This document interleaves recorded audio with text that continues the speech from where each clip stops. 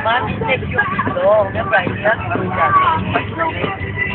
Teka, manisip pa rin siya. Kaya uminisip pa. Why, eh? Galing pa for why?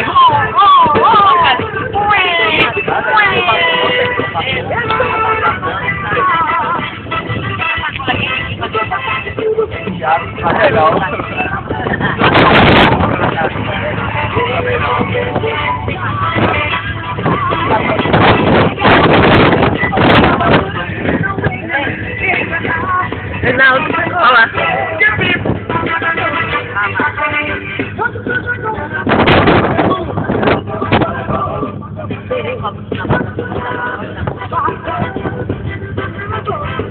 Good.